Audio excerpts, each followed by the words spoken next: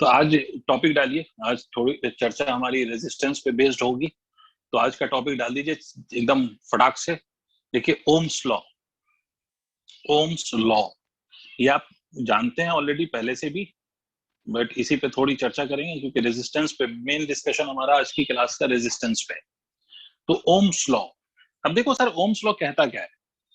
सीधी सी बात है सर कि whenever you will create a potential difference across a conductor, तो जब भी आप पोटेंशियल डिफरेंस क्रिएट करोगे तो चार्ज फ्लो करेगा, और चार्ज फ्लो करेगा तो rate of flow of charge को ही हम करंट कहते हैं। तो मान लो इधर आपने कुछ पोटेंशियल लगाया V1, इधर कुछ पोटेंशियल लगाया V2, तो there will be a potential difference and what will be that? तो इस पोटेंशियल डिफरेंस की वैल्यू हो गई V1 minus V2।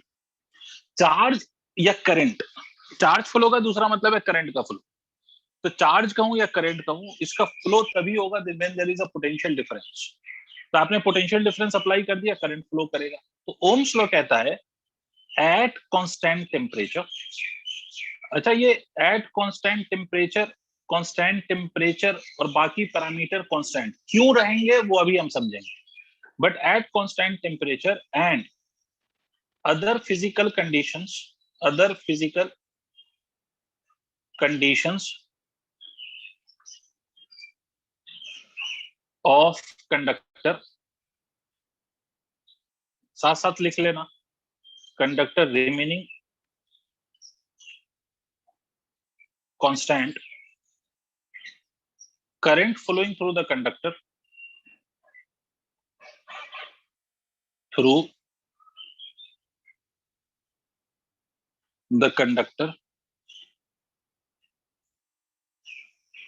will be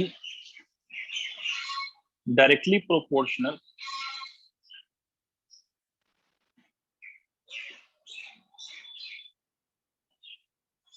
to the potential difference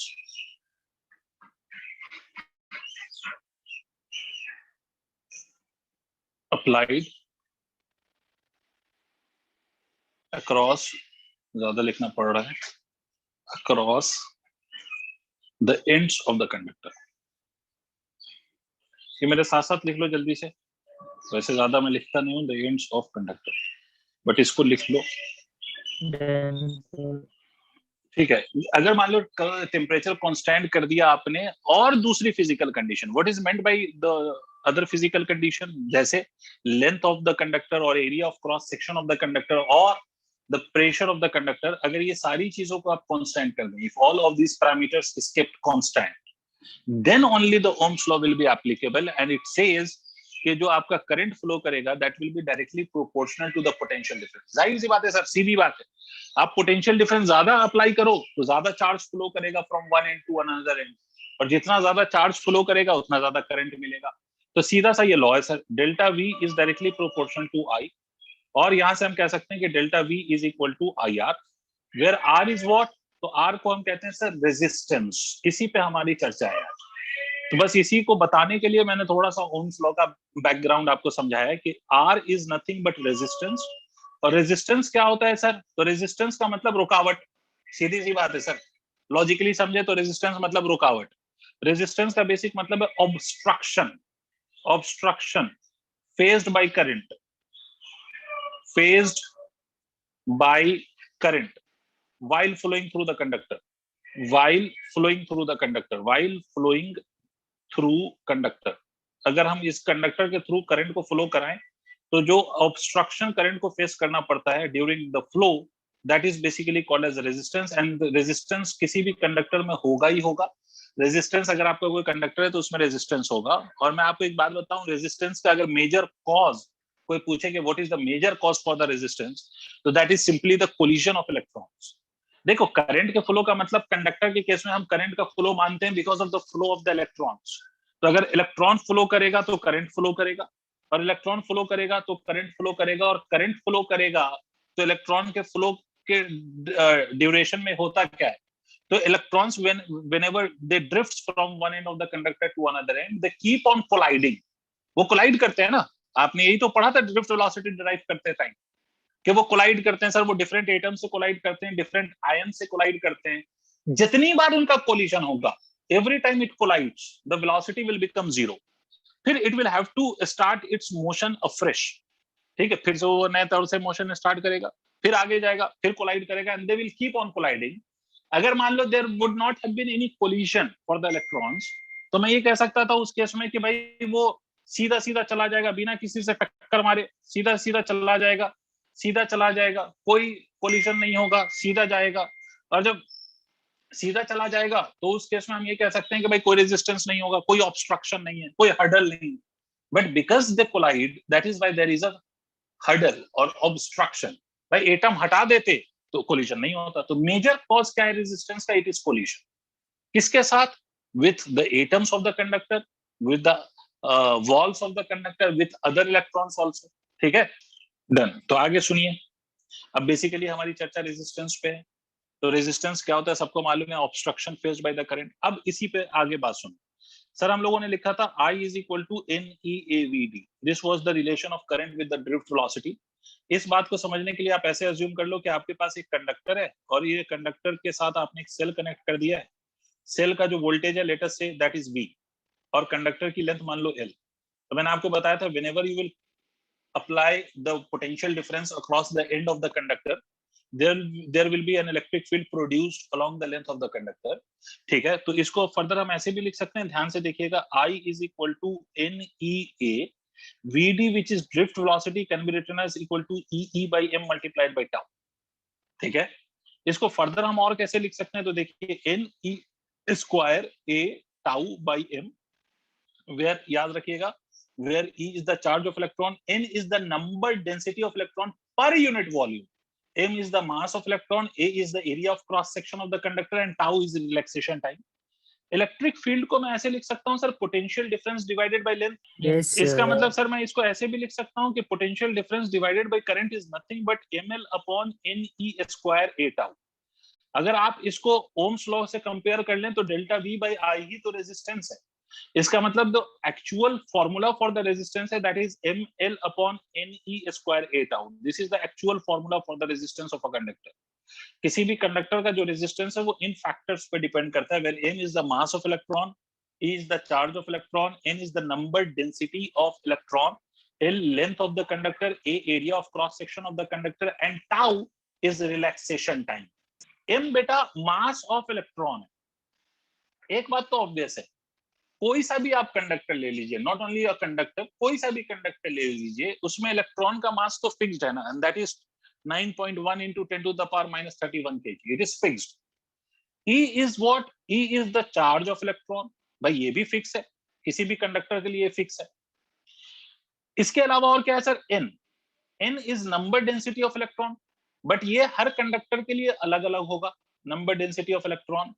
और दूसरा क्या चीज है? दूसरा है टाउ। टाउ का क्या मतलब है? Relaxation time. ये आप किसी भी कंडक्टर के लिए चेंज कर सकते हो। रिलैक्सेशन टाइम को कैसे चेंज कर सकते हो? रिलैक्सेशन टाइम का मतलब होता है दो कोलिजन के बीच का टाइम। अगर इलेक्ट्रॉन को वेलोसिटी प्रोवाइड कर दो ज्यादा, अगर if you increase the velocity of the electron तो इलेक्ट्रॉन जल्दी जल्दी कोलाइड करेगा। जब इलेक्ट्रॉन जल्दी जल्दी कोलाइड करेगा तो relaxation time will drop down. और इलेक्ट्रॉन जल्दी जल्दी कब कोलाइड करेगा? जब टेम्परेचर बढ़ा दो। आप अगर टेम्परेचर बढ़ाएंगे तो thermal kinetic energy of electron बढ़ेगी, मतलब थर्मल वेलोसिटी जो इलेक्ट्रॉन की वो बढ़ेगी। और जब वो बढ़ेगी तो कोलिजन जल्दी जल्दी होगा, तो रिलैक्सेशन टाइम कम हो जाएगा। क्लियर है? तो ये फैक्टर्स को देखो, ऑब्जर्व करो। टाउ मतलब relaxation time. Relaxation time indirectly किस पे डिपेंड करता है? तो टेम्परेचर। इनडायरेक्टली क्या, डायरेक्टली कह लो, डिपेंड किस पे करता है? टेम्परेचर पे। And it is inversely proportional to temperature. तो अब देखिए, अगर मैं किसी भी पर्टिकुलर कंडक्टर को कंसीडर कर लूं, कोई भी एक पर्टिकुलर कंडक्टर ले लूं और मैं कह दूं कि भाई मैंने उसका टेम्परेचर फिक्स कर दिया है कि भाई 30 डिग्री सेंटीग्रेड पे टेम्परेचर रहेगा, तो अगर मैं कोई भी एक कंडक्टर ले लूं तो उस कंडक्टर में ये तीन चीज तो वैसे ही कांस्टेंट हो गई। मतलब मान लीजिए कि आपने आयरन का कंडक्टर लिया, तो फॉर एन आयरन कंडक्टर ये और ये वैसे ही कांस्टेंट। अगर मैंने टेम्परेचर को भी फिक्स कर दिया, टेम्परेचर को कांस्टेंट कर दिया, तो इसका मतलब है रिलैक्सेशन टाइम भी कांस्टेंट हो जाएगा। और जब रिलैक्सेशन टाइम भी कांस्टेंट हो जाएगा तो इस पूरे फैक्टर को मैं कह सकता हूं for a given conductor is constant at a constant temperature. Constant for a given conductor, for a given conductor, किसी भी गिवन कंडक्टर के लिए ये कांस्टेंट रहेगा एट कांस्टेंट टेम्परेचर। कंडीशन ये है कि टेम्परेचर भी कांस्टेंट रखिए। अगर आपने टेम्परेचर को चेंज करना शुरू कर दिया तो रिलैक्सेशन टाइम चेंज होने लगेगा। तो you need to keep the temperature same, then only you can claim that कि ये सारे parameters for a given conductor constant रहेंगे। तो अगर ये कांस्टेंट रह गए तो इसको कैलकुलेट किया जा सकता है इन एडवांस, और ये पूरी की पूरी वैल्यू इज अ कांस्टेंट, तो इस वैल्यू को हम ऐसे लिख सकते हैं m upon n e square tau, this whole will be a constant at a constant temperature। इसी वैल्यू को रेजिस्टिविटी कहते हैं। This is called as resistivity. मतलब एक तो तरीका ये है कि मैं आपको कंडक्टर के अंदर का वो नंबर डेंसिटी ऑफ इलेक्ट्रॉन बता दूं, रिलैक्सेशन टाइम बता दूं, सब कुछ बता दूं, और मैं कहूं रेजिस्टेंस निकालो। तो फिर इन दैट केस आपको ये फॉर्मूला यूज करना है टू कैलकुलेट द रेजिस्टेंस। दूसरा तरीका क्या हो सकता है? दूसरा तरीका ये हो सकता है कि instead of giving you mass, relaxation time, charge and N, I give you resistivity. तो रेजिस्टिविटी का मतलब है कि ये कैलकुलेटेड वैल्यू है, ये ऑलरेडी कैलकुलेट कर दिया गया है। तो इस केस में आप इस पूरे फैक्टर को रो से रिप्लेस कर सकते हो, रो इज कॉल्ड एज रेजिस्टिविटी। और उस केस में आप रेजिस्टेंस को लिख सकते हो rho L by A, where rho is resistivity, जिसकी यूनिट होती है ओम मीटर, जो आपको पता है, और रेजिस्टेंस की यूनिट होती है ओम। तो याद रखिए ये फॉर्मूला भी इसी रेजिस्टेंस का है, बट इसमें और इस फॉर्मूले में डिफरेंस क्या है कि ये जो रेजिस्टिविटी के टर्म्स में आप फॉर्मूला लिख रहे हैं, the formula that you have written in terms of resistivity, इसमें ये फैक्टर्स कैलकुलेट करके आपको दे दिया गया है। अगर ये फैक्टर्स कैलकुलेट करके नहीं दिया जाएगा तब फिर आप इसको यूज करेंगे। अब देखिए सर, ये तो वो फैक्टर्स हो गए। लेंथ एक फैक्टर है जिस पर रेजिस्टेंस डिपेंड कर रहा है, एरिया ऑफ क्रॉस सेक्शन एक फैक्टर है, इसीलिए आपसे बोला गया कि other physical condition of conductor remaining same, मतलब अगर इन सबको कांस्टेंट रख दो तब delta V is directly proportional to I. अब यहाँ पर दो और चीजें हैं, एक तो टेम्परेचर है, वो भी आपको समझ में आ गया होगा, उसका रिलेशन अभी मैं बताऊंगा कि रेजिस्टेंस कैसे चेंज होता है। बट अदर देन दैट, जो यहाँ पर आपको नहीं दिखाई दे रहा है, but that is also a factor जिस पे रेजिस्टेंस डिपेंड करता है। And what is that factor? तो it is the direction of current. Current किस डायरेक्शन में फ्लो कर रहा है, इस पर भी आपका रेजिस्टेंस डिपेंड करता है। क्या मतलब सर, क्या बोले, कुछ नहीं समझ आया। जैसे फॉर एग्जांपल, अगर मान लीजिए कि मैं आपसे कहूं कि ये एक कंडक्टर है सर, कंडक्टर सिलेंड्रिकल ही होगा ये जरूरी थोड़ी है। कंडक्टर का शेप कुछ भी हो सकता है, it may be of cylindrical shape, it may be of cubical shape, और it may be of any shape which whose name is not known. ठीक है, कुछ अजूबा सा शेप भी हो सकता है, कुछ भी हो सकता है सर। मान लीजिए मैंने कोई कंडक्टर लिया इस शेप का और इसकी रेजिस्टिविटी रो है। मान लो कि ये वाली जो लेंथ है, let that length be A, this length is B and the height of this is C, मान लो आप। और इसका रेजिस्टिविटी आपको पता है कि रेजिस्टिविटी, जो मैंने बोला कि रेजिस्टिविटी इज रो। अब इस केस में सर, अगर मान लीजिए, ये मैं लिखवा दूंगा बट पहले सुनिए, अगर करंट ऐसे फ्लो कर रहा है इस कंडक्टर में, भाई आपने इससे पहले जो भी पढ़ा है ना क्लास 10 तक, उसमें आपके कंडक्टर का मतलब ऐसे ही लेते थे हम, जिसमें लेंथ ये मानते थे जिस डायरेक्शन में करंट फ्लो कर रहा है, और एरिया ऑफ क्रॉस सेक्शन जो ये सर्कुलर एरिया है वो लेते थे। तो वहां पर आपको कोई इसकी जरूरत नहीं पड़ी। बट अब अगर मैं कंडक्टर का शेप बदल दूं, भाई जरूरी थोड़ी है कंडक्टर सिलेंड्रिकल शेप का होगा, किसी भी शेप का होगा। तो अगर मैंने ऐसा शेप ले लिया और मैं आपसे कह रहा हूं करंट ऐसे फ्लो कर रहा है, अब मैं आपसे कहूं what will be the resistance, तो रेजिस्टिविटी तो रो है, बट अब लेंथ कौन सा लिखेंगे? यहाँ पर लेंथ तो सर तीन तीन है, एक ए है, दूसरा बी है, तीसरा सी है। तो there are three different lengths that you can see, right? A, B and C, तीन अलग अलग लेंथ आपको दिखाई दे रहे हैं। अब क्या लिखें? तो हमेशा याद रखिएगा कि length will always be taken in the direction of current. Conductor का अगर हमें रेजिस्टेंस लिखना है तो जिस डायरेक्शन में करंट फ्लो हो रहा है वो डायरेक्शन वाली जो लेंथ है वो कंसीडर करेंगे आप। और एरिया ऑफ क्रॉस सेक्शन का क्या मतलब होगा? तो area will always be taken perpendicular to the flow of current. मतलब कौन सा एरिया कंसीडर करेंगे इस direction of flow of current के लिए? ये वाली area which is perpendicular to the flow of current. और लेंथ कौन सी लेंगे? Length will be taken in the direction of current. Did you understand? तो इसका मतलब यहां पर रेजिस्टेंस आप लिखोगे तो कैसे लिखोगे? Rho A divided by area of cross section that is C into B. ये रेजिस्टेंस हो गया, कोई दिक्कत?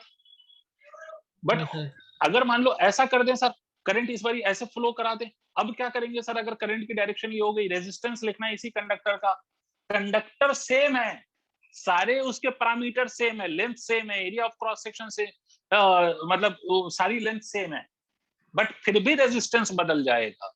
ठीक है, आपने रेजिस्टिविटी चेंज नहीं किया, टेम्परेचर चेंज नहीं किया, जो डायमेंशन है वो चेंज नहीं किया, स्टिल आपका रेजिस्टेंस बदल जाएगा and it is only changing due to the direction of current. इस बारी जब आप रेजिस्टेंस लिखोगे तो कौन सी लेंथ लोगे? तो rho multiplied by the length will be taken in the direction of current divided by area of cross section. इस बारी कौन सी है? ये वाली जो परपेंडिकुलर है to the flow of current, and that area of cross section will be written as equal to AB. Did you understand? Tell me yes or no. देखो कोई पैरामीटर चेंज नहीं हुआ फिर भी रेजिस्टेंस चेंज हो गया, इसका मतलब रेजिस्टेंस डायरेक्शन ऑफ करंट में भी फ्लो करता है। तो पहले एक नोट लिखिए, नोट लिखिए, NOTE नोट। नोट में लिखिए resistance depends on direction of flow of current. आगे इसी में लिखिए length will be taken in the direction of current and area will be taken perpendicular to the flow of current. Area will be taken perpendicular to the flow of current. Length will be taken in the direction of current and area will be taken perpendicular to the flow of current. अब जैसे इस पे एक दो question पहले करते हैं, एक पहले छोटा सा क्वेश्चन लेते हैं फिर उसके बाद और फर्दर क्वेश्चंस पे आएंगे। एक बहुत छोटा सा क्वेश्चन ले रहा हूँ कि इनिशियल रेजिस्टेंस किसी कंडक्टर का R है, this is the initial value of resistance. आपको बताना है find its resistance if its length is increased by 20%। अगर इसका लेंथ आपने 20% इंक्रीज कर दिया तो इसका रेजिस्टेंस कितना होगा? क्योंकि आपको मालूम है कि अगर किसी कंडक्टर का लेंथ आप चेंज करोगे तो रेजिस्टेंस चेंज हो जाएगा, इनफैक्ट इंक्रीज कर जाएगा। लेंथ बढ़ाओगे तो रेजिस्टेंस बढ़ेगा, लेंथ कम करोगे तो रेजिस्टेंस कम होगा, एरिया ऑफ क्रॉस सेक्शन बढ़ाओगे तो रेजिस्टेंस कम होगा, एरिया ऑफ क्रॉस सेक्शन कम करोगे तो रेजिस्टेंस ज्यादा होगा। ठीक है, क्योंकि एरिया ऑफ क्रॉस सेक्शन कम करने का दूसरा मतलब है लेंथ का इंक्रीज होना। देखो इस केस में जब भी हम लेंथ को इंक्रीज या डिक्रीज करेंगे इसका मतलब ये कि अगर ये कोई कंडक्टर है, इस पे आप दोनों तरफ से पकड़ के इसको स्ट्रेच कर दो, स्ट्रेच खींचो, तो जब आप इसको खींचोगे तो क्या होगा? इसकी लेंथ बढ़ेगी और लेंथ बढ़ेगी तो साइमल्टेनियसली इसका एरिया ऑफ क्रॉस सेक्शन कम होगा।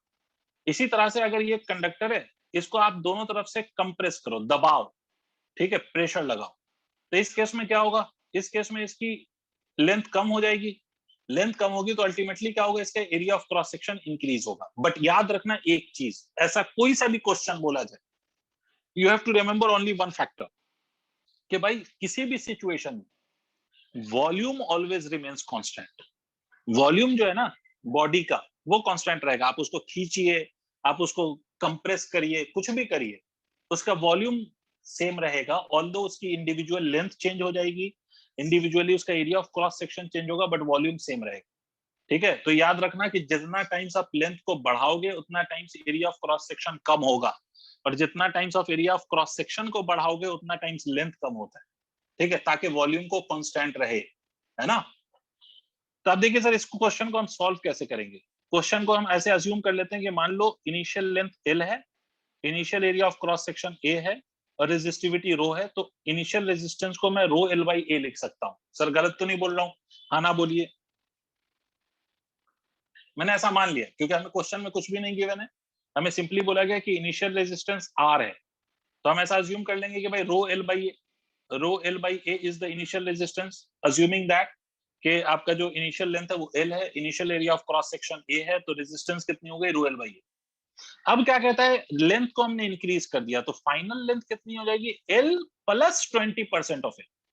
नहीं समझ में आया? क्योंकि इंक्रीज्ड बाई 20% है, मतलब जितना लेंथ है उसमें 20% आप और ऐड कर दीजिए, तो आपका जो फाइनल लेंथ है वो कितना हो जाएगा? That will be equal to L upon 20/100 multiplied by L। तो फाइनल लेंथ की वैल्यू कितनी हो जाएगी? L plus of L by 5। तो फाइनल लेंथ की वैल्यू कितनी हो गई भाई? 6L by 5। अगर लेंथ 6L बाई 5 है तो आपसे कोई पूछ ले एरिया कितना होगा? फाइनल एरिया, भाई लेंथ चेंज हुई है तो एरिया ऑटोमेटिकली चेंज होगी, लेंथ इंक्रीज हुई है यहाँ पर तो एरिया डिक्रीज होगी, तो एरिया क्या हो जाएगा? 5L बाई 6, या तुम्हें नहीं आया, sorry 5A by 6। Final area will be equal to initial area multiplied by 5/6। अगर किसी को ये पल्ले नहीं पड़े तो वो क्या कर सकता है? वो वॉल्यूम को इक्वेट कर सकता है।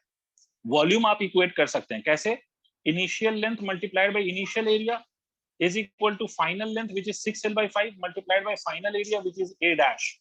तो यहाँ से आप सॉल्व करेंगे, l से l खत्म हो जाएगा, तो a डैश की वैल्यू कितनी आएगी, a डैश की वैल्यू आएगी 5a/6। समझ में आया? अरे हाँ ना तो बोल दो।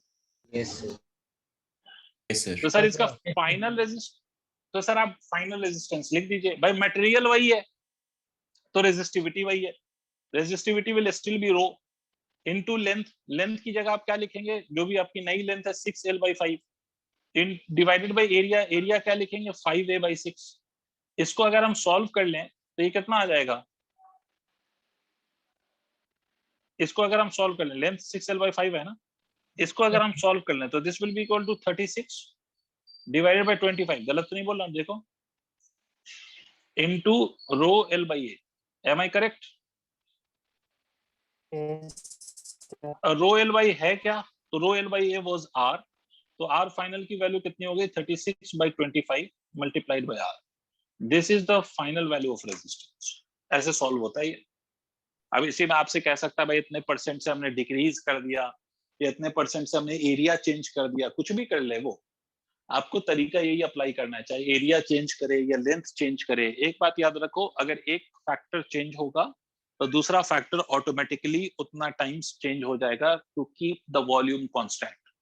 वॉल्यूम हमेशा सेम रहनी है, तो वॉल्यूम चूंकि सेम रहना है तो अगर एक पैरामीटर चेंज होगा तो दूसरा पैरामीटर ऑटोमेटिकली चेंज होगा। नेक्स्ट, अब देखो नेक्स्ट क्वेश्चन समझो, आसान सा, सुनना ध्यान से, बहुत आसान सवाल।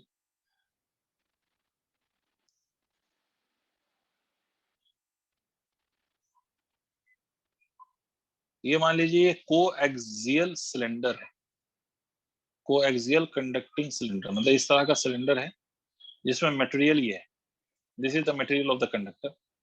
ये कोएक्सियल है मतलब इनकी एक्सिस कॉमन है, ये यहाँ से हॉलो है, this is the hollow portion, the inner radius is r1 and the outer radius is r2, length of the cylinder is l, इस सिलेंडर की लंबाई l है, रेजिस्टिविटी मान लीजिएगा रो है, करंट ऐसे फ्लो कर रहा है sir, this is the direction in which current flows.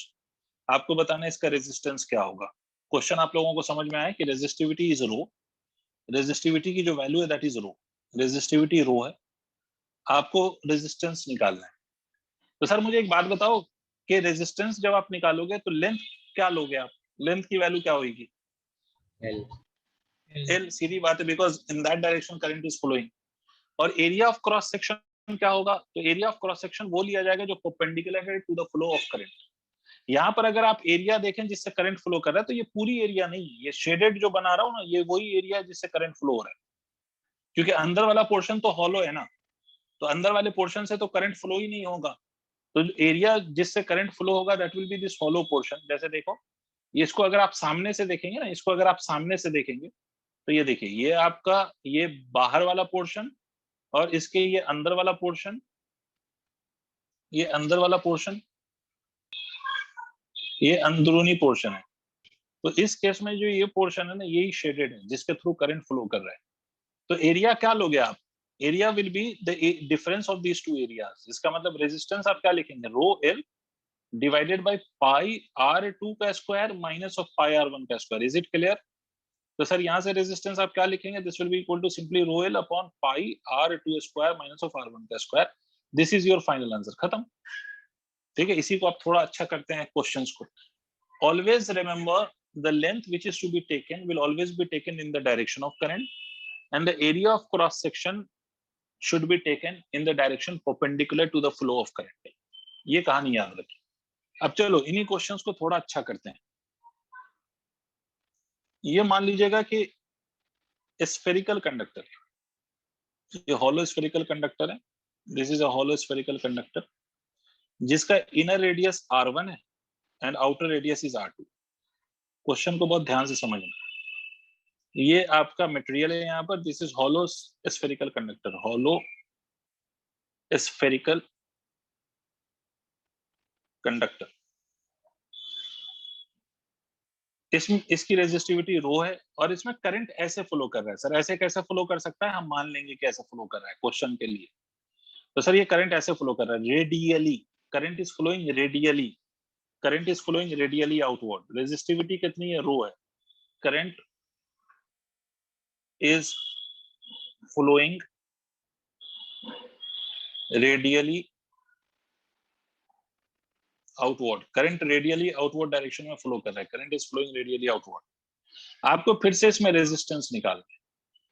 देखिए सर, इसका जो एक्चुअल लॉजिक है मैं सबको समझा देता हूं। देखो यहां पर, अच्छा लास्ट वाले क्वेश्चन और इस क्वेश्चन को ऑब्जर्व करने की कोशिश करो। लास्ट वाले क्वेश्चन में जो आपका ये एरिया ऑफ क्रॉस सेक्शन था, जब करंट फ्लो कर रहा है तो करंट सिर्फ इसी एरिया ऑफ क्रॉस सेक्शन से फ्लो कर रहा है, and that area of cross section is fixed, it is constant. खासपेल क्या कहते हो, ये जो एरिया ऑफ क्रॉस सेक्शन जिससे करंट फ्लो कर रहा था, that was only pi r2 का स्क्वायर माइनस पाई r1 का स्क्वायर, ये चेंज नहीं हो रहा है, it is not changing, right. Length भी फिक्स है जिसमें करंट फ्लो कर रहा है, and the area of cross section is also fixed.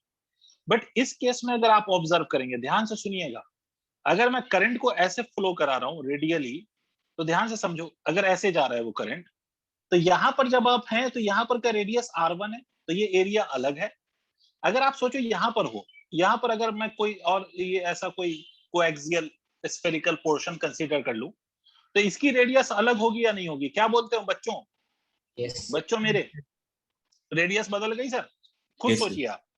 इसका मतलब जिस डायरेक्शन में करंट फ्लो कर रहा है, radius of the sphere is changing.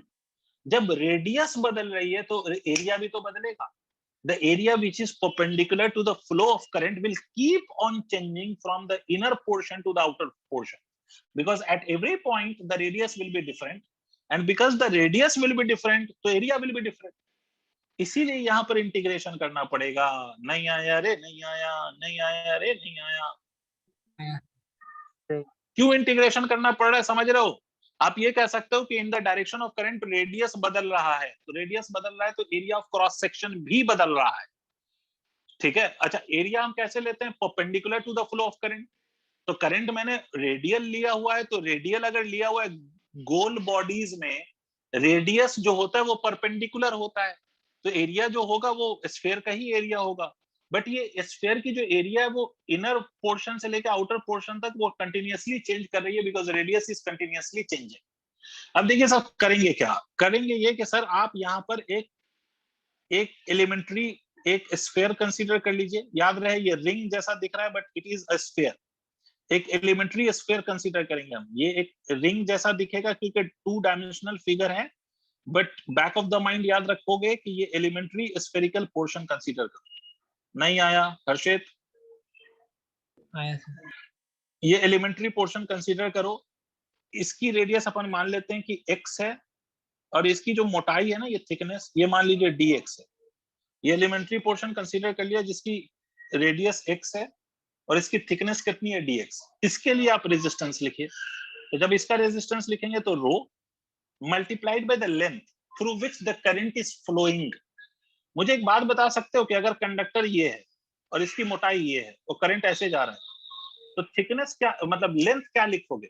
Length which is in the direction of current क्या लिखोगे? What will be the length? सब सोच के बताओ, सीधी सी बात है। यहाँ पर भी देखिए आप, करंट आपका कैसे फ्लो कर रहा है, करंट ऐसे फ्लो कर रहा है, तो ये जो यहाँ से यहाँ तक जो लेंथ क्रॉस करेगा, that will be exactly equal to the thickness itself, right. तो ये हो जाएगा rho into dx divided by the area which is in the perpendicular direction of flow of current. तो ये एरिया आप क्या लिखेंगे, 4 पाई x स्क्वायर। तो अगर आप लोगों को ये बात समझ में आ रही है तो फिर से देख लीजिए, लेंथ जो करंट क्रॉस करेगा इन the direction of its flow, that is dx, और जो एरिया वो क्रॉस कर रहा है दैट इज इक्वल टू कितना, तो that is equal to 4 pi x square, that is the area of that elementary sphere. अब ये dr निकल आया, तो r की वैल्यू क्या होगी, इसका इंटीग्रेशन। जब आप इसको इंटीग्रेट करोगे तो रो upon 4 pi is a constant, dx upon x square का इंटीग्रेशन होगा। x क्या लिया आपने, एलिमेंट्री पोर्शन का रेडियस। तो ये एलिमेंट्री पोर्शन का रेडियस कहां से कहां तक वेरी करेगा? तो सर आपको नहीं लगता कि this should be integrated from r1 से r2, इनर रेडियस से आउटर रेडियस तक? क्या बोलते हैं बच्चों? तो r इज इक्वल टू कितना हो जाएगा, रो अपॉन 4 पाई, इसका इंटीग्रेशन मैं डायरेक्ट लिख रहा हूँ minus of 1 upon x, r1 से r2। अब लिमिट्स पुट करके सॉल्व कर लो, you will get the answer. Rho upon 4 pi ये हो जाएगा sir minus of 1 upon r2 minus of minus 1 upon r1। Solve कर लो, आंसर आ जाएगा। अब देखिए सर, एक और क्वेश्चन ऐसा करिए, देखो अगर आपकी बुद्धि खुली है अभी भी तो। सबसे पहला जो क्वेश्चन हमने किया था सिलेंडर वाला, वो क्वेश्चन फिर से रिपीट हो रहा है, बट इस बारी वेरिएशन के साथ। अब देखते हैं कितने बच्चों को बात अटी है अभी अभी के सवाल वाली। अगर अभी का क्वेश्चन आप लोगों को समझ आया है तो ये क्वेश्चन आप कर पाओगे, नहीं आया तो फिर तो सन्नाटे में चले जाओगे। देखो सर, ये जो मैंने कोएक्सियल सिलेंडर बोला था, ये मटेरियल यहाँ पर है, ये बोला था अभी, वही क्वेश्चन है फिर से।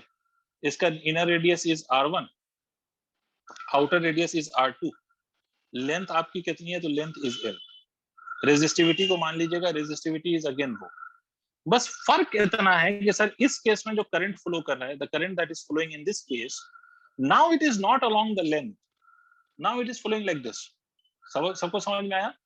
अब मुझे बताओ कि अगर ये ऐसे फ्लो कर रहा है करंट, जो मैंने अभी डायरेक्शन दिखाया आपको, दिख रहा है आप लोगों को?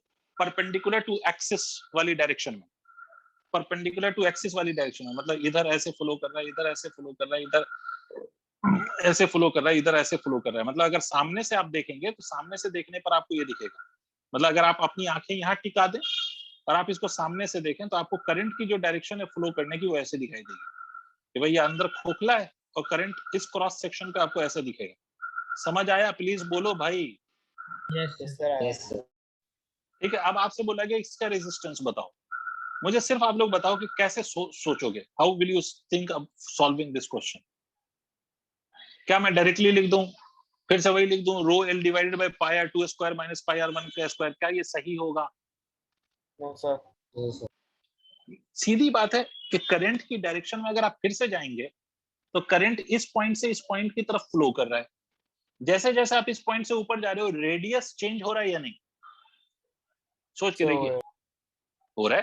तो इसका मतलब है एरिया फिर से वेरी कर रही है, and because it is again the case of area, तो एरिया का केस और वेरिएबल एरिया हो रहा है यहाँ पर, तो फिर से क्या करना पड़ेगा आपको? इंटीग्रेट करना पड़ेगा सर। एलिमेंट्री पोर्शन लीजिए, उस पर रेजिस्टेंस निकालिए और फिर इंटीग्रेट करिए। तो सिलेंडर के अंदर अगर आप सिलेंडर का एलिमेंट्री पोर्शन लेंगे तो उसका शेप कैसा होगा? सिलेंडर ही होगा, बिल्कुल सही। तो इसमें एक एलिमेंट्री पोर्शन ले लीजिए आप, सिलेंड्रिकल एलिमेंट्री पोर्शन। क्यों ले रहे हैं, रीजन मैं बता चुका हूँ। रीजन ये है कि एलिमेंट्री पोर्शन आपको इसलिए लेके सॉल्व करना पड़ेगा इंटीग्रेट करके, क्योंकि द प्रॉब्लम है कि यहाँ पर भी the radius in the direction of current is changing, as we go in the direction of current radius बदल रही है। तो ये एलिमेंट्री पोर्शन आपने लिया जिसकी कुछ थिकनेस हम मान लेंगे अभी। ये एलिमेंट्री पोर्शन, भाई डायग्राम आप लोग ठीक से बना लीजिएगा। ये एलिमेंट्री पोर्शन आपने ले लिया, इसकी थिकनेस आप कुछ मान लीजिए dx, और इसका रेडियस आप कुछ मान लीजिए x। आप ऐसा अज्यूम कर लीजिए कि इसकी जो रेडियस है that is radius of this, obviously it will be measured from the axis. तो इसका रेडियस हम मान लेते हैं कुछ x है, और इस वाले सिलेंडर की जो थिकनेस है वो dx। तो सबसे पहले हम इस पे रेजिस्टेंस लिखें। इस पे रेजिस्टेंस लिखोगे तो dr की वैल्यू कितनी होगी? रो मल्टीप्लाइड बाय लेंथ की वैल्यू बताओ। करंट जिधर फ्लो कर रहा है उस डायरेक्शन में लेंथ लिखना है, कौन बताएगा length? Dx. Very good, length will B dx। Area कौन बताएगा? Area is always taken perpendicular, और करंट आपको मैं बता दूं कि करंट फ्लो कर रहा है इस तरह से, तो परपेंडिकुलर डायरेक्शन में एरिया क्या होगी? सीधी सी बात है ना, that will be the curved surface area. नहीं समझे? क्या नाम है, खासपेल। अगर आपका करंट ऐसे फ्लो करने लग जाए तो area which is perpendicular to the direction of current, वो क्रॉस सेक्शनल एरिया थोड़ी हुआ। क्रॉस सेक्शनल एरिया तब लेते आप जब करंट ऐसे फ्लो कर रहा होता ऐसे, तो ये एरिया इससे परपेंडिकुलर होती। अभी करंट के डायरेक्शन के फ्लो से परपेंडिकुलर कौन सी एरिया है? कर्व्ड सरफेस एरिया है या नहीं है? हाँ ना बोलिए खासपेल साहब। Yes, sir. तो रो dx डिवाइडेड बाई इसके आप क्या लिखेंगे? 2 पाई r, r मतलब x इनटू लेंथ। सिंपल सा ही आ गया। तो अब रेजिस्टेंस निकालिए। रेजिस्टेंस निकालने के लिए rho upon 2 pi multiplied by l is a constant, it will be integrated dx by x। कहां से कहां तक इंटीग्रेट करोगे? What will be the limits? R1 sir. r1 से r2, because again x is the radius, right? तो radius कहां से कहां तक वेरी कर रही है? r1 से r2। तो इसका रेजिस्टेंस आप कैलकुलेट करिए, this will be equal to rho divided by 2 pi l multiplied by ln of x। dx by x का इंटीग्रेशन होता है ln ऑफ x। कहां से कहां तक सर? r1 से r2 तक। तो ये R की वैल्यू अगर आप लिखेंगे तो रो upon 2 pi L multiplied by lawn of R2 minus of lawn of R1। इसको फर्दर सॉल्व करिए तो ये आ जाएगा रो अपॉन 2 पाई L इनटू कितना lawn of R2 by R1। This is the final formula for your resistance. तो I hope आपको ये बात समझ में आ गई होगी कि कहीं पर लेंथ वेरिएबल हो सकता है, कहीं पर एरिया वेरिएबल हो सकती है। तो सेम कंडक्टर का रेजिस्टेंस कैलकुलेट करने के लिए आपको इंटीग्रेट करना पड़ सकता है। ठीक है, इंटीग्रेट आप वहां पर करेंगे जहां पर करंट की डायरेक्शन में लेंथ वेरी कर रही हो, या करंट की डायरेक्शन में एरिया, परपेंडिकुलर डायरेक्शन में एरिया वेरी कर रहा हो, तो वहां पर इंटीग्रेशन करके सॉल्व करना पड़ेगा आपको। तो इसको इरेज करते हैं, आगे बढ़ते हैं। तो ये बात आई होप सबको समझ में आ गई होगी। इस पे क्वेश्चन आप सॉल्व कर सकते हो। अगर आप लोग HC वर्मा, पता नहीं आप लोग करते भी हो या नहीं, अगर आप करते हो सॉल्व तो HC वर्मा में फर्स्ट 10 क्वेश्चन के बीच में एक क्वेश्चन आपको मिल जाएगा जो ऐसा क्वेश्चन होगा फ्रस्ट्रम वाला। Do you have HC Verma with you? मतलब not now, but do you have HC Verma? Yes, sir. ठीक है, if you have HC Verma तो आप चैप्टर खोलिएगा करंट इलेक्ट्रिसिटी, उसमें आपको एक ऐसा क्वेश्चन मिलेगा, ये बकेट टाइप फ्रस्ट्रम जो कहते हैं, ये वाले क्वेश्चन को सॉल्व करिएगा। इसमें मैं exactly I don't remember the number of this particular question, but वो 1 से लेकर 10 के बीच में कोई सा क्वेश्चन है, ये 7th या 8th ऐसा कुछ, या 10th, I don't exactly remember, but when you will open that you will get this question. और ये क्वेश्चन बेसिकली अगर आप जेईई की तैयारी कर रहे हो तो the same question can be asked in the case of thermal conduction also, although आपको 11th का भी हम डिस्कशन नहीं कर रहे हैं, बट थर्मल कंडक्शन में भी ऐसा क्वेश्चन मिल सकता है रेजिस्टेंस का, थर्मल रेजिस्टेंस। और यहाँ पर इलेक्ट्रिकल रेजिस्टेंस में ऐसा क्वेश्चन HC वर्मा जी ने दिया हुआ है, तो इसको सॉल्व करने की कोशिश करना। ठीक है, you try to solve it. ठीक है, यू ट्राई टू सॉल्व। अगर if you have HC Verma, अगर किसी को नहीं मन करता है तो फिर तो उनका कुछ नहीं कर सकते ना, तो इसको करने की कोशिश करना। मैं करा नहीं रहा हूँ, आप पहले कोशिश करना। चलिए आगे बढ़ते हैं। ये तो हो गया सर रेजिस्टेंस का variation with length, area of cross section और direction of flow of current. एक और चीज जिसके साथ रेजिस्टेंस वेरी करता है या चेंज करता है या डिपेंड करता है, दैट इज द टेम्परेचर। तो dependence of resistance on temperature, dependence of resistance on temperature. Temperature पे कैसे रेजिस्टेंस डिपेंड करता है, टेम्परेचर पे रेजिस्टेंस कैसे डिपेंड करता है, ध्यान से सुन लें सर, सारे बच्चे समझें। देखिए बेटा, मैंने आपको पहले ही आज की क्लास में पहले ही बोला है कि रेजिस्टेंस का बेसिक कॉज क्या है या मेजर कॉज क्या है। तो रेजिस्टेंस का कॉज है कोलिशन। किसका कोलिशन? इलेक्ट्रॉन्स का। अगर इलेक्ट्रॉन्स कोलाइड करना बंद कर दे तो सर रेजिस्टेंस खत्म हो जाएगा। ये कोलिशन ही है तो है जिसको आप ऑब्स्ट्रक्शन मान रहे हैं। और वो जो आपका कोलिशन है वो कितने जल्दी होगा या कितने लेट से होगा, वो डिपेंड करता है ड्रिफ्ट वेलोसिटी पर। और ड्रिफ्ट वेलोसिटी किस पे डिपेंड करती है? तो ड्रिफ्ट वेलोसिटी डिपेंड करती है टाइम पर, सॉरी टेम्परेचर पर। तो इसका मतलब है कि सर अगर आप टेम्परेचर बढ़ाओगे तो ड्रिफ्ट वेलोसिटी बढ़ गई तो रिलैक्सेशन टाइम कम हो जाएगा और रेजिस्टेंस बढ़ जाएगा। तो रिलैक्सेशन टाइम कम करेंगे तो रेजिस्टेंस बढ़ेगा, और रिलैक्सेशन टाइम बढ़ाएंगे तो रेजिस्टेंस कम हो जाएगा, सीधी बात। तो पहले तो एक पॉइंट ये याद रखिए कि टेम्परेचर और रिलैक्सेशन टाइम के बीच अगर मुझसे कोई रिलेशन पूछ ले तो याद रखिएगा कि relaxation time is inversely proportional to temperature. Relaxation time temperature से इनवर्सली प्रोपोर्शनल है। रिलैक्सेशन टाइम इनवर्सली प्रोपोर्शनल है टेम्परेचर से, इस बात को हमेशा याद रखना। और अगर हम रेजिस्टेंस की बात करें तो resistance is inversely proportional to relaxation time. देखो रेजिस्टेंस का फॉर्मूला आपने लिखा था ml/ne² A tau। इसका मतलब है relaxation time is inversely proportional to resistance. तो हम ये कह सकते हैं कि resistance is inversely proportional to what? तो resistance is inversely proportional to relaxation time. तो इन दोनों इक्वेशन को आप देखें और कंपेयर करें तो आप अल्टीमेटली ये कह सकते हैं कि resistance is directly proportional to temperature. होना भी चाहिए। टेम्परेचर बढ़ाऊंगा तो रेजिस्टेंस बढ़ेगा भाई, कोलिशन जल्दी जल्दी होगा तो रेजिस्टेंस ज्यादा होगा।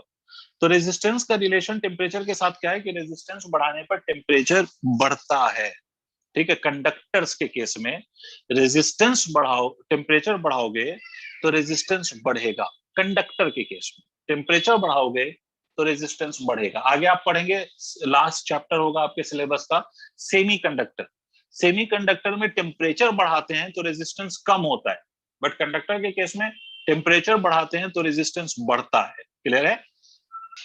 तो रेजिस्टेंस क्या है? डायरेक्टली प्रोपोर्शनल टू टेम्परेचर है। कोई कष्ट? तो यहाँ पर जो रेजिस्टेंस का इक्वेशन है विद द टेम्परेचर, अच्छी बात है, इसके डेरिवेशन की आपको जरूरत नहीं है। रेजिस्टेंस का जो वेरिएशन है with the temperature, that is basically equal to resistance, final resistance is always equal to initial resistance into 1 plus alpha delta T. इस इक्वेशन से आप फाइनल रेजिस्टेंस निकाल सकते हो किसी भी कंडक्टर का at due to any change of temperature. यहाँ पर आर इनिशियल क्या है? Initial resistance. R final is final resistance. और अल्फा क्या है? तो alpha is called as thermal coefficient of resistance. Thermal coefficient of resistance, ये थर्मल कोफिशिएंट कहलाता है रेजिस्टेंस का। Did you understand? इसकी यूनिट होती है पर डिग्री सेंटीग्रेड। ऐसी कोई इक्वेशन आपको क्लास 11th में मिली थी कभी? इस तरह की दिखने वाली कोई इक्वेशन जिसमें अल्फा आया हो और इक्वेशन ऐसी ही हो? Yes sir. एक याद करो, एक्सपेंशन का, लेंथ का expansion, linear expansion. Linear expansion की भी इक्वेशन ऐसे ही होती है, बस रेजिस्टेंस की जगह वहां क्या आ जाता है? लेंथ। अच्छा, एक और चीज समझिए सर, अगर आप रेजिस्टिविटी की बात करेंगे तो रेजिस्टिविटी क्या लिखा था हम लोगों ने? रेजिस्टिविटी हमने लिखा है mne² टाउ। मतलब resistivity is independent of shape and size of the conductor, but it is dependent on the temperature because it also depends on relaxation time. तो और रिलैक्सेशन टाइम किस पर डिपेंड करता है? टेम्परेचर पर। तो रेजिस्टिविटी भी अल्टीमेटली टेम्परेचर पर डिपेंड करती है। अच्छी बात यह है कि रेजिस्टिविटी भी डायरेक्टली प्रोपोर्शनल है टेम्परेचर से। तो रेजिस्टिविटी का जो इक्वेशन है, final resistivity is equal to initial resistivity multiplied by 1 plus again alpha delta T. तो अल्फा की वैल्यू क्या है सर? अल्फा की वैल्यू फिर से अगर हम कहें अल्फा क्या चीज है, तो यहाँ पर आप कह सकते हैं alpha is thermal coefficient of resistivity. Thermal coefficient of resistivity मतलब आप ये कह सकते हैं resistance and resistivity both are directly proportional to temperature. कि टेम्परेचर आप चेंज करोगे तो लीनियरली आपका रेजिस्टेंस और रेजिस्टिविटी दोनों चेंज होगा on changing the value of temperature. Sir जो सेकंड अल्फा इक्वेशन का मतलब बता जी sir, resistance is inversely proportional to relaxation time. Sir तो क्या चेंज करने पे क्या होगा? रेजिस्टेंस चेंज करने पे या रिलैक्सेशन? जाहिर सी बात है, रिलैक्सेशन टाइम चेंज करने पे रेजिस्टेंस चेंज होगा। Okay sir. Relaxation time change करोगे तो रेजिस्टेंस चेंज होगा। अल्फा की वैल्यू पर डिग्री सेंटीग्रेड है, वो दोनों सेम होगी, चाहे वो रेजिस्टेंस का वेरिएशन लो या आप रेजिस्टिविटी का वेरिएशन लो, अल्फा की वैल्यू सेम है सर। टेम्परेचर के साथ अल्फा की वैल्यू सेम है जी। सर इसका उल्टा भी तो ट्रू है कि अगर रेजिस्टेंस चेंज करेंगे तो रिलैक्सेशन टाइम भी चेंज होगा। बिल्कुल उल्टा ट्रू है, मगर इस बात को समझो ना कि पहले कौन चेंज होगा, पहले चेंज कौन होगा, कौन किसका कॉन्सिक्वेंस है? रिलैक्सेशन टाइम का change is the consequence of resistance का चेंज, या रेजिस्टेंस का change is the consequence of relaxation time का चेंज? यस सर, समझ गया। समझ गए? ये बात ऐसी है कि stress is the consequence of strain या strain is the consequence of stress. भाई स्ट्रेस बदलेंगे तो स्ट्रेन आएगा या स्ट्रेन बदलेंगे तो स्ट्रेस आएगा? तो द पॉइंट इज के स्ट्रेन मतलब स्ट्रेन आएगा तो स्ट्रेस आएगा। एक्चुअल फंडा ये है, unless the length changes or the dimension changes there will be no stress। भाई जब तक कोई चेंज नहीं आया बॉडी के डायमेंशन में तब तक कोई स्ट्रेस डेवलप थोड़ी होगा। बात समझ रहे हो? इस बात को ऐसे समझा करो। अब सुनिए सर, अल्फा की वैल्यू पे थोड़ी सी बात करता हूँ।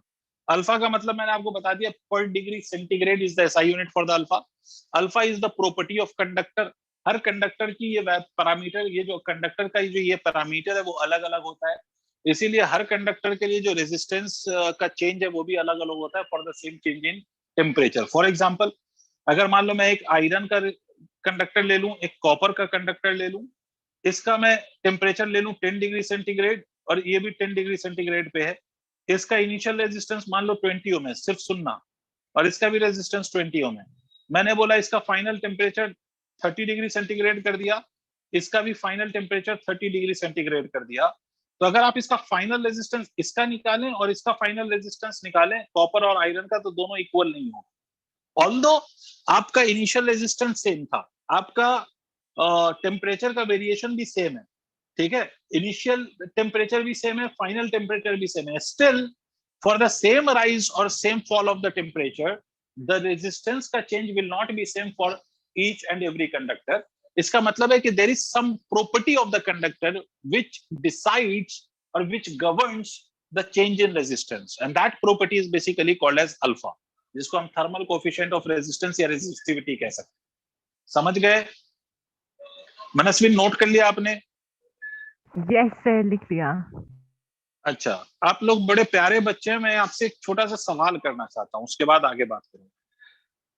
सर देखिए, किसी भी कंडक्टिंग बॉडी या किसी भी कंडक्टर के लिए, अगर मान लो मैंने एक सिलिंड्रिकल कंडक्टर माना, तो इसमें दो अल्फा हम डिफाइन करते हैं। ध्यान से सुनना जो मैं बात कर रहा हूं आपके साथ।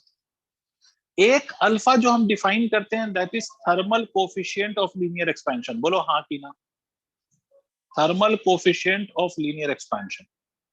भाई टेम्परेचर बढ़ाते हैं तो लेंथ बढ़ता है, ठीक है, और एक अल्फा हम उस केस में डिफाइन करते हैं, जो alpha which will govern the expansion, that is basically this alpha which is called as thermal coefficient of linear expansion. दूसरा अल्फा जो अभी हमने पढ़ा है, that is thermal coefficient of resistance. ये दूसरा अल्फा हमने अभी पढ़ा, which is called as thermal coefficient of resistance.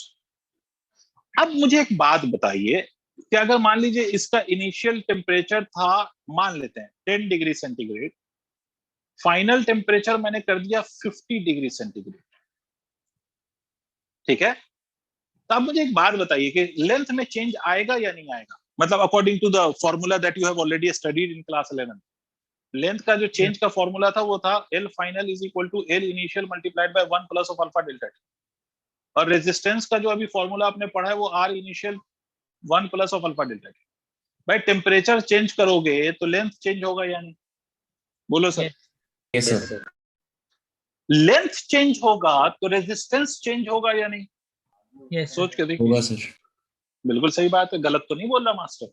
भाई लेंथ चेंज होगा तो रेजिस्टेंस चेंज होगा, और लेंथ कब चेंज होगा? जब टेम्परेचर चेंज हो रहा है। इसका मतलब कि अगर मैं टेम्परेचर चेंज करूं तो दो काम साथ में हो रहा है, लेंथ भी चेंज हो रहा है और टेम्परेचर चेंज होने से रेजिस्टेंस वैसे भी चेंज हो रहा है, और बिकॉज लेंथ चेंज हुआ तो लेंथ के चेंज के कारण भी रेजिस्टेंस चेंज होगा। नहीं आया? कॉम्प्लिकेट हो रहा है शायद। Yes sir. बात सबको समझ में आ रही है? भाई लेंथ बदल रहा है तो लेंथ के बदलने से भी रेजिस्टेंस बदलना चाहिए, और टेम्परेचर के साथ भी रेजिस्टेंस बदलना चाहिए, तो दो दो फैक्टर होने चाहिए। बट जब हम रेजिस्टेंस का फाइनल फॉर्मूला निकालते हैं तो सिर्फ टेम्परेचर पे डिपेंड करा रहे हैं इसको। जब हम रेजिस्टेंस फाइनल लिख रहे हैं तो हमने सिर्फ लिखा R initial into 1 plus alpha delta T. इसका मतलब कि I am just considering the change of temperature, I am not considering the change of length. Now tell me why. Sir बहुत कम चेंज हो गई लेंथ। Very good. एक बात याद रखिएगा, पहले सबको सवाल समझ में आ गया मैंने क्या बोला है? भाई दोनों चेंज हो रहे हैं ना, तो भाई सिर्फ आप टेम्परेचर के चेंज के साथ रेजिस्टेंस कैसे बता सकते हो? लेंथ का भी तो चेंज इंक्लूड करो। आपने क्यों नहीं करा? तो मैं आपको बता दूं कि अगर हम अल्फा में कंपेयर करें, अल्फा रेजिस्टेंस वाला और अल्फा एक्सपेंशन वाला, अगर दोनों में कंपेयर किया जाए तो in comparison we will find that कि अल्फा फॉर रेजिस्टेंस, मतलब थर्मल कोएफिशिएंट ऑफ रेजिस्टेंस, वो ग्रेटर होता है that of the thermal coefficient of expansion. इसका मतलब है कि for the same change of temperature आपको रेजिस्टेंस का तो चेंज आपको दिखेगा, मेजर भी होगा, but for the same change of temperature length का चेंज दिखे ये बिल्कुल जरूरी नहीं है। जैसे भाई आप एक आयरन की वायर ले लीजिए और उसको हीट कर दीजिए 30 डिग्री सेंटीग्रेड, क्या उसमें बहुत ज्यादा एक्सपेंशन हो जाएगा, या उसका एक्सपेंशन कभी मेजर कर पाओगे? सोच के देखो आप लोग। भाई एक वायर लिया हमने और इस वायर का हमने टेम्परेचर बढ़ा दिया 30 डिग्री सेंटीग्रेड से, समझ रहे हो आप मेरी बात? तो हमें मालूम है कि एक्सपेंशन होता है, बट कितना एक्सपेंशन होगा सर? अरे आप लोगों को मेरी बात समझ में आ रही है? इतना कम होगा कि प्रैक्टिकली आप उसको मेजर ही नहीं कर सकते। There is no scale which can measure it, मतलब नेग्लिजिबल, जीरो, कुछ नहीं है ना भाई। ऐसा नहीं है कि 30 डिग्री पे लोहा गर्म कर दोगे तो एक्सपैंड हो जाएगा, ऐसा बिल्कुल नहीं है। क्लियर? लेकिन रेजिस्टेंस देखोगे तो रेजिस्टेंस में रेजिस्टेंस का चेंज मेजरेबल होगा, ठीक है। इसीलिए आप जब ये फॉर्मूला अप्लाई करते हैं तो ये फॉर्मूले में आप लेंथ का कोई वेरिएशन इसलिए कंसीडर नहीं करते because alpha of the thermal resistance is greater than that of the alpha of expansion. इसका मतलब है सेम चेंज ऑफ टेम्परेचर के लिए रेजिस्टेंस का चेंज तो मेजरेबल है, बट आपके एक्सपेंशन का एक्सपेंशन मेजरेबल नहीं है, तो इसीलिए हम लेंथ को सेम कंसीडर कर लेंगे। I hope I made my point clear to each and everyone. Point समझ आ गया? ये सिर्फ याद रखना, ये एक अच्छा बच्चा होता है, अच्छा बच्चा इन द सेंस जिसको 11th की चीजें याद है, तो उसके दिमाग में ये स्ट्राइक कर जाता है कि मास्टर लेंथ भी तो बदलता है, तो why are you not considering the change of length, why are you only taking the relation of resistance with the temperature. तो उसका ये एक्सप्लेनेशन है, ये अपने आप में एक अच्छा एक्सप्लेनेशन है क्वेश्चन का। खैर, तो अब आपको समझ में आ गया कि टेम्परेचर के साथ रेजिस्टेंस वेरी करता है। कोई कष्ट वाली बात? एक दो क्वेश्चन करते हैं इस पे बेस्ड, उसके बाद फिर आगे की बात करेंगे सर। तो एक क्वेश्चन पे आते हैं। आप लोगों को इक्वेशन पता है, R is equal to R naught into 1 plus of alpha delta T. Undoubtedly इसका ग्राफ अगर आप लोगे रेजिस्टेंस वर्सेस टेम्परेचर का, तो graph will be a straight line without any doubt. तो सर क्वेश्चन है, एक क्वेश्चन सीधा तो सर क्वेश्चन है, ध्यान से देखिएगा, मैं पूरा स्टेटमेंट नहीं लिखूंगा, सीधा सा क्वेश्चन देखिए। एट 0 डिग्री सेंटीग्रेड किसी कंडक्टर के लिए मान लीजिए कि रेजिस्टेंस बोला गया आपको कि 6.60 ओम है, और आपसे बोला गया कि उसी कंडक्टर का at 100 degree centigrade the resistance becomes equal to 7.20। ठीक है, तो आपको बताना है कि एट व्हाट टेम्परेचर, टेम्परेचर की वैल्यू कितनी होगी जिस पर रेजिस्टेंस बिकम्स इक्वल टू 7.00। समझ में आई बात? कोई दिक्कत? क्वेश्चन क्लियर हो गया? At 0 degree centigrade, the resistance of a conductor is 6.60 ohm. At 100 degree centigrade, obviously उसका resistance increase करेगा, and that resistance becomes equal to 7.20 ohm. आपसे कहता है कि अगर टेम्परेचर की वैल्यू T है, तो उस T पे रेजिस्टेंस मेजर हो रहा है 7.0 ओम, तो व्हाट इज दैट टेम्परेचर? याद रखिए इस क्वेश्चन में अल्फा गिवन नहीं है, बट आपको इंफॉर्मेशन इतनी ज्यादा गिवन है जिससे आप अल्फा निकाल सकते हो। देखिए इसमें दो चीजें अननोन है, एक तो अल्फा अननोन है और दूसरा टेम्परेचर अननोन है। तो पहली जो कंडीशन आपको गिवन है ना, जिस पर आपको रेजिस्टेंसेस पता है, पहले दो टेम्परेचर्स, उस कंडीशन को अप्लाई करके you can find the alpha. मतलब for 0 degree centigrade and 100 degree centigrade और सेल्सियस, जो भी आप कह लें, तो इस केस में आप 100 वाले को फाइनल मान लीजिए, क्योंकि 100 वाला ज्यादा टेम्परेचर है तो फाइनल रेजिस्टेंस, तो 7.20 लिख लीजिए। इनिशियल कितना है? 6.60 है, into 1 plus of alpha, alpha हमें नहीं पता, डेल्टा टी की वैल्यू 100 माइनस 0, ये पहली कंडीशन लगा लेते हैं। तो यहाँ से यहाँ ये 7.2 डिवाइडेड बाय 6.6, इसको सॉल्व करिएगा तो ये -1 इधर आ जाएगा, is equal to 100 times of alpha. तो आप लिख सकते हैं 7.2 minus of 6.6 divided by 6.6 is equal to 100 alpha. तो अल्फा की वैल्यू कितनी आ जाएगी? अल्फा की वैल्यू यहाँ से आ जाएगी 0.6 डिवाइडेड बाय 6.6, तो 660 आ जाएगा मेरे हिसाब से। गलत तो नहीं कह रहा हूं? देख लो एक बार, see whether the calculation is correct और नॉट। अब सर अब फिर से क्या करिए, अब फिर से ये 0 डिग्री सेंटीग्रेड और T डिग्री सेंटीग्रेड वाली दो टेम्परेचर कंसीडर कर लीजिए। तो 0 डिग्री पे जो रेजिस्टेंस है वो इनिशियल होगा और T पे जो रेजिस्टेंस है वो फाइनल होगा। तो आप क्या लिखेंगे? फाइनल रेजिस्टेंस हमें गिवन है 7.00, that is equal to initial कितना? 6.60 into 1 plus of alpha multiplied by T minus of 0, ये लिख लीजिए। तो यहां से ये हटा दीजिए, ये हो जाएगा 7 divided by 6.6 minus of 1 is equal to alpha multiplied by T। ये हो गया sir 0.4 divided by 6.6 is equal to alpha multiplied by T। तो T की वैल्यू कितनी हो जाएगी? 0.4 divided by 6.6 into alpha, alpha कितना है? 0.6 डिवाइडेड बाय 660। सॉल्व कर लीजिए तो ये हो जाएगा सर 0.4 मल्टीप्लाइड बाय 660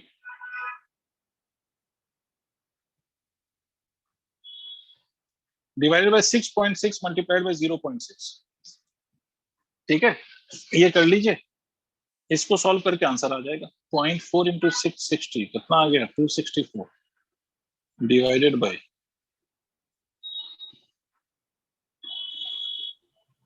ये आ गया 3.96। तो 264 डिवाइड कर दो 3.96, ये कितना आ गया? 66.6, मतलब 66.7 degree centigrade. This will be the final temperature, 66.7 degree centigrade. ठीक है, एक और क्वेश्चन करते हैं सर।